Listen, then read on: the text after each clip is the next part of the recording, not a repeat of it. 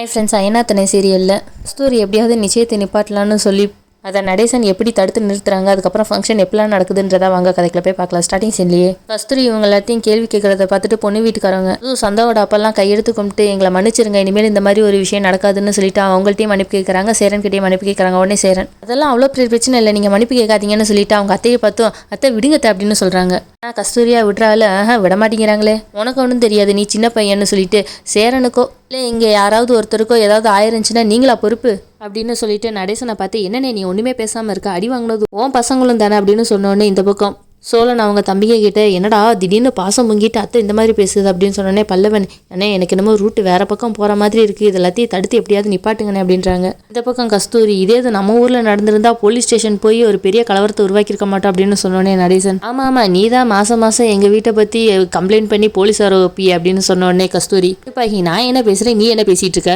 அப்படின்னு சொன்ன உடனே சந்தாவோட அப்பா நீங்கள் சொல்கிறது எனக்கு புரியுது, இனிமேல் இந்த மாதிரி ஒரு விஷயம் நடக்காது அப்படின்னு அதுக்கு நான் கேரண்டின்ற மாதிரி சொல்கிறாங்க. உடனே கஸ்தூரி என்னத்த அவங்கள நம்புறது, இந்த மாதிரி ஒரு ஃபேமிலியில் பொண்ணு எடுக்கிறதுக்கே எங்களுக்கு பயமாக இருக்குது, யோசித்து தான் எதாக இருந்தாலும் பண்ணணும்னு சொன்னோன்னே இங்கே எல்லாரும் திருன்னு முழிக்கிறாடா இது அத்தை வாயில் வந்ததெல்லாம் பேசிகிட்டு இருக்குன்ற மாதிரி பார்க்குறாங்க. அந்தாவோட அப்பாலாம் எங்களை மன்னிச்சிருங்க, இந்த மாதிரி ஒரு விஷயம் மறுபடியும் நடக்காதுன்னு சொல்லி கெஞ்சுறாரு. சோழன்லாம் அவங்க தம்பி கிட்ட என்னடா அத்தை இந்த ரேஞ்சுக்கு பேசிகிட்டு இருக்கு, விட்டா இந்த நிச்சயத்தை நிப்பாட்டிட்டு தான் பொண்ணு கார்த்தியாவையே இந்த மேடையிலேயே அண்ணனுக்கு நிச்சயம் பண்ணி வச்சிரும் போலே அப்படின்னு சொன்னோடனே பாண்டி ஏன்டா இப்படிலாம் பேசுற அப்படின்னு சொன்னோடனே பல்லவன் அத்தை வாயை எப்படியாவது மூட வைங்கனே அப்படின்னு சொல்கிறான். நடேசன் அவங்க தங்கச்சி அடக்கிற மாதிரி அதான் அவங்க அவ்வளோ சொல்கிறாங்களே இனிமேல் இந்த மாதிரியெல்லாம் நடக்காதுன்னு, அப்புறம் என்ன நீ கொஞ்சம் அமைதியாரே அப்படின்றாங்க. அதுக்கு அவங்க தங்கச்சி எப்படி நான் விட முடியும், இன்னைக்கு இல்லாட்டினால வேற என்னைக்காவது அந்த பையனால ஏதாவது பிரச்சனை நடந்துருச்சுன்னா என்ன பண்ணுறது, நிச்சயத்துக்கே இத்தனை பேரை கூப்பிட்டு வந்து பிரச்சனை பண்ணுறாங்க, கல்யாணத்துக்கு இன்னும் பெரிய பிரச்சனையாக பண்ணிட்டானா என்ன பண்ணுறது, அதுவும் இல்லாமல் சோழ வேற கத்தி துப்பாக்கி எல்லாம் கொண்டு வந்து மிரட்டுவாங்கன்ற மாதிரி சொல்கிறான், இதெல்லாம் நடந்துச்சுன்னா நம்ம என்ன பண்ணுறது அப்படின்னு அவங்க அந்த பக்கம் பேசிகிட்டு இருக்கும்போதே சோழன் நீங்கள் அவங்க தம்பிக்க கிட்ட என்னடா இது நான் சும்மா சொன்னது எல்லாத்தையும் அத்தை பாயிண்டா எடுத்து பேசிகிட்டு இருக்கு அப்படின்றாங்க. இந்த பக்கம் நடேசன் அவங்க தங்கச்சியை நிப்பாட்டி இப்போ எதுக்கு தையத்தக்க ஆடிட்டு இருக்கா, காதல்னா சில பிரச்சனைகள் வரத்தான் செய்யும், அது எல்லாத்தையும் நாங்கள் சமாளிச்சுக்கிறோம் நீ நவருன்னு சொல்லிட்டு சந்தாவோட அப்பா கிட்ட போய்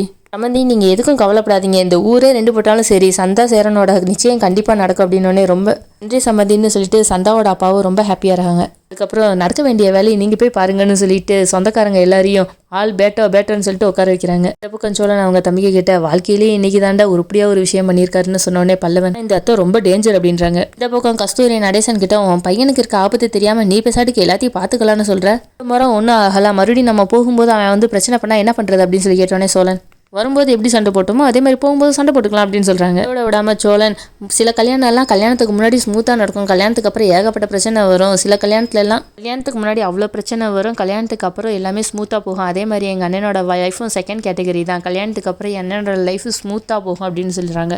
உடனே நடேசன் எல்லாத்தையும் கேட்டையில எல்லாம் நல்லபடியாக நடக்கும், போய் உட்காந்து நிச்சயத்தை பாரு அப்படின்றாங்க. அதுக்கப்புறம் கொஞ்சம் நேரத்தில் சேரனையும் மணவடைக்கு வந்து கூப்பிட்டு உட்கார வைக்கிறாங்க. இங்கே கீழே இருக்க எல்லாருக்கும் ஸ்வீட் கொடுக்குறாங்க. அதை பார்த்துட்டு அண்ணன் தம்பிங்க 3 பேர் இது எப்படா சாப்பிட்றதுன்னு சொல்லி பேசிகிட்டு இருக்காங்க. நடேசனுக்கு ஸ்வீட் கொடுத்தோடனே அவன் ஸ்வீட்டா தாங்க அப்படின்னு சொல்லிட்டு வாங்கிக்கிறாங்க. கஸ்தூரிட்ட கொடுத்தா எனக்கு அதெல்லாம் வேணாம், இது நம்ம ஊர் ஸ்வீட் மாதிரியே இல்லை, லட்டு ஏதாவது கொடுப்பாங்கன்னு பார்த்தா இதை கொடுத்துட்டு இருக்காங்க, எனக்கு வேண்டாம் அப்படின்னோடனே இது நல்லா தான் இருக்குன்னு சொல்லி கஸ்தூரி முன்னாடியே சாப்பிட்டு செமையாக வெறுப்பேற்றுறாங்க அவங்க அண்ணன். பக்கம் பொண்ணையும் மணவடையில் கூப்பிட்டு வரணும்னு சொன்ன உடனே சரி நீங்கள் பொண்ணை பார்த்து கூப்பிட்டு வாங்க நான் போய் கீழே உட்காருன்னு சொல்லிட்டு அவங்க வெளியே வந்து உட்காந்துடுறாங்க. அப்போ கஸ்தூரி கார்த்தியா கிட்ட என்னடி பொண்ணு எதுவும் சொன்னாலா அப்படின்னு சொல்லி கேட்டதுக்கு அவங்க என்ன சொல்ல போகிறாங்க, அவங்க நிச்சயத்துக்காக ரெடி ஆகிட்டு இருக்காங்க, நான் இங்கே வந்துட்டேன் அப்படின்றாங்க.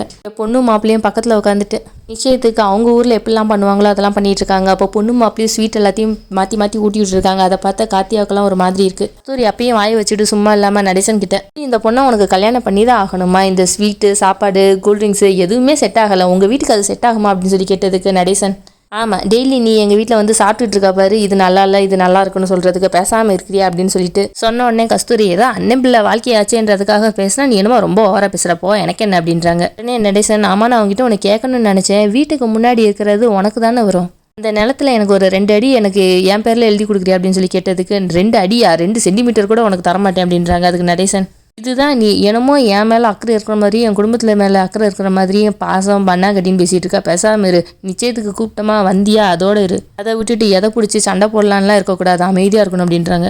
இந்த பக்கம் சோழன் பொண்ணு மாப்பிள்ளை செய்கிற ஒவ்வொன்றத்தையும் பார்த்துட்டு இந்த மாதிரி நம்மளும் பண்ணால் நல்லா இருக்கும்ல, நம்மளும் ஃபர்ஸ்ட்லேருந்து கல்யாணம் பண்ணலாமா அப்படின்னு சொல்லி கேட்குறாங்க. உடனே இல்லை சும்மா இருங்க அப்படின்னு சொன்னதுக்கப்புறம் சோழன் இதுக்கப்புறம் 2 ஃபேமிலியும் தட்டு மாற்றிக்குவாங்களா அப்படின்னு சொல்லி கேட்ட உடனே நிலா எனக்கு தெரியல நான் அவங்கள்ட்ட கேட்டு வரேன்னு சொல்லிட்டு நிலாவோட அம்மா கிட்ட போய் இப்போ நம்ம தட்டு எதுவும் மாற்றணுமா அப்படின்னு சொல்லி கேட்டோடனே அவங்க ஹஸ்பண்ட் கிட்ட இப்போ தட்டு மாற்றிடலாமான்னு சொல்லி கேட்டோடனே அவங்களும் சரின்னு சொல்லிடுறாங்க. உடனே நிலா ஃபேமிலி எல்லோரும் வாங்க நம்ம மேலே இருந்து தட்டு மாற்றிக்கலாம் அப்படின்னு சொல்லி கூப்பிட்றாங்க. அதுக்கப்புறம் சந்தாவோட அப்பாவும் நடேசனும் நல்லபடியாக தாம்பூலத்தட்டை ரொம்ப சந்தோஷமாக மாற்றிக்கிறாங்க. அதுக்கப்புறம் பொண்ணு மாப்பிள்ளைங்க ஒருத்தருக்கு ஒருத்தர் மாலையெல்லாம் மாற்றிக்கிட்டு ரொம்ப சந்தோஷமாக இருக்காங்க. மோதிரத்தை மாற்றுறதுக்கு முன்னாடி மாப்பிள்ளை மண்டையில் ஏதோ கர்ச்சிப்பெல்லாம் போட்டுட்டு இதுக்கப்புறம் தான் மாற்றணும்னு சொல்கிறாங்க. சேரனும் தலையில் துண்டை போட்டுட்டு பொண்ணுக்கு அழகாக ரிங்கு மாட்டி விடுறாங்க. ஆனால் சந்தாவால் ரிங்கை பதட்டத்தில் மாட்ட முடியல. உடனே சேரன் பதட்டப்படாமல் ரிங்கை போடு அழகாக கைக்குள்ளே போகும்னு சொன்னோடனே அவங்களும் பதட்டப்படாமல் மெதுவாக போடுறாங்க. ரிங்கும் சேரன் சொல்ல மாதிரி அழகாக கைக்குள்ளே போய் ஃபிட் ஆயிடுது. ஆனால் இது எல்லாத்தையும் கார்த்தியா ஒரு ஏக்கத்தோடையே பார்த்துட்டு இருக்காங்க. அதுக்கப்புறம் சந்தாவோட அப்பா கல்யாண டேட்டி அப்படியே ஃபிக்ஸ் பண்ணிடலாமான்னு சொல்லி கேட்குறாங்க. உடனே பக்கத்தில் இருந்துட்டு உங்கள் சொந்தக்காரவங்க அப்போ எங்கே கல்யாணத்தை வச்சுக்கலாம் அப்படின்னு சொல்லி கேட்ட உடனே நடேசன் சென்னையிலே வச்சுக்கலாம், அதுக்காக நாங்கள் எங்கள் முறைப்படி தான் கல்யாணத்தை பண்ணுவோம்லாம் கிடையாது, 2 முறைப்படியும் நம்ம சேர்த்தே கல்யாணம் பண்ணலாம் அப்படின்னு சொன்ன உடனே சந்தாவோட அப்பா ரொம்ப சந்தோஷம், நீங்கள் சொன்ன மாதிரி நம்ம சென்னையிலே கல்யாணத்தை வச்சுக்கலாம் அப்படின்றாங்க. அதுக்கப்புறம் நிலா இந்த டேட்லலாம் கல்யாணம் பண்ணால் நல்லாயிருக்கும்னு சொல்லிட்டு நாங்கள் கொஞ்சம் செலக்ட் பண்ணி வச்சுருக்கோம், அதை பார்த்துட்டு நீங்கள் எந்த டேட்டு நல்லாயிருக்குன்னு சொல்லிட்டு முடிவு பண்ணி சொல்லுங்கன்னு சொல்லிட்டு பேப்பரை சந்தாவோட அப்பா கிட்ட கொடுக்குறாங்க. சந்தாவோட அப்பாவும் எல்லா டேட்டையும் பார்த்துட்டு செப்டம்பர் 5ஆம் தேதி வச்சா நல்லா இருக்கும்னு தோணுது, பக்கத்தில் இருந்த மாதிரி இருக்கும், ஆனால் இப்போ உள்ள சூழ்நிலையில் சீக்கிரம் கல்யாணம் வச்சா தானே நல்லா இருக்கும், நம்ம அன்னைக்கே வச்சிடலாமான்னு சொல்லி கேட்ட உடனே நடேசனும் கண்டிப்பாக அதே டேட்டில் வச்சிடலாம், ரொம்ப சந்தோஷம் அப்படின்றாங்க. அதுக்கப்புறம் பொண்ணு மாப்பிள்ளைங்க சந்தாவோட அம்மா அப்பா கிட்ட நடேசன் கிட்ட எல்லாருக்கிட்டையும் ஆசீர்வாதம் வாங்கினோடனே சேரன் அவங்க அத்தையை நீங்களும் ஸ்டேஜுக்கு வாங்கத்த உங்கள்கிட்டையும் நாங்கள் ஆசீர்வாதம் வாங்கணும்னு சொல்லி கூப்பிட்றாங்க. அவங்க அத்தையும் கல்யாணத்துக்கு அப்புறம் ரொம்ப சந்தோஷமாக நீங்கள் 2 பேரும் ஒற்றுமையாக வாழணும்னு சொல்லி வாழ்த்துறாங்க. அதுக்கப்புறம் எல்லாரும் ஃபேமிலி ஃபோட்டோலாம் எடுத்ததுக்கப்புறம் சொல்லணும் அண்ணே நீங்கள் 2 பேரும் தனியாக ஃபோட்டோ எடுங்கன்னு சொல்லிட்டு அவங்களுக்கு எப்படிலாம் போஸ்ட் கொடுக்கணும்னு சொல்லித்தரேன்னு சொல்லிட்டு நிலாவோட கையை பிடிச்சி இவங்க தனியாக போஸ்ட் கொடுத்துக்கிட்டு இருக்காங்க. ஆண்டி இதெல்லாம் பார்த்துட்டு இவன் அண்ணனுக்கு சொல்லித்தரானாமா பாரு என்னெல்லாம் பண்ணுறான் அப்படின்றாங்க. பக்கம் கார்த்தியோட அம்மா நான் பாத்ரூம் போயிட்டு வரேன் அது வரையும் நீங்கள் நின்றுட்டுருன்னு சொல்லிட்டு போயிடுறாங்க. கார்த்தியா என்னடானா இவங்க 2 பேரும் அழகாக க்யூட்டாக போஸ்ட் கொடுக்குறத பொறாமையோட பார்க்குறாங்க. இந்த பக்கம் அதை பாண்டி நோட் பண்ணிட்டு சோழன் கிட்ட எப்பாரு கார்த்தியா அக்கா அவங்க 2 பேரும் எப்படி கொடுக்குறோன்னு பார்க்குறாங்க, இந்த மாதிரி அவங்க பார்க்குறத பார்க்கும்போது கொஞ்சம் கடுப்பாகவும் இருக்குது, அவங்கள நினச்சி பரிதாபமாகவும் இருக்குடா அப்படின்றாங்க. உடனே சோழன் அவங்க மேலெல்லாம் நம்ம பரிதாபப்படக்கூடாதுடா, கொஞ்சம் விட்டுருந்தா அவங்க அம்மா உள்ளே புழுந்து வாட்டையை குறைச்சி நிச்சயத்தையும் நிப்பாட்டியிருப்பாங்க அப்படின்றாங்க. பாண்டி அதுக்கு அத்தை தானடா அப்படிலாம் பண்ணது, அதுக்கு இவங்க என்னடா பண்ணுவாங்க அப்படின்னு சொல்லிட்டு இவங்களுக்கு சப்போர்ட் பண்ணி பேசுகிறாங்க. அதை கேட்ட சோழன் டேய் நிச்சயம் முடிஞ்சிருக்குன்றதுக்காக நம்ம அசால்ட்டாக இருந்துடக்கூடாது, நம்மளோட ஃபுல் ஃபோக்கஸும் அண்ணன் மேலே தான் இருக்கணும், கொஞ்சம் விட்டாலும் அத்தை சம்பவம் பண்ணி விட்டுரும், அதனால நம்ம ரொம்ப கேர்ஃபுல்லாக இருக்கணும் அப்படின்றாங்க. உடனே பாண்டியும் நீ சொல்கிறதும் சரிதான்ற மாதிரி ஒத்துக்கிறாங்க. இதோட இன்னைக்கு எபிசோட் முடியுது. இன்னும் இந்த கஸ்தூரியால் என்ன பிரச்சனைலாம் வர வாய்ப்பு இருக்குன்னு நீங்கள் நினைக்கிறீங்கன்றதை கமெண்ட்டில் சொல்லுங்கள். அப்படியே ஒரு சப்ஸ்கிரைபர் பண்ணிடுங்க. நாளைக்கு எபிசோட நாளைக்கு பார்க்கலாம். Bye friends.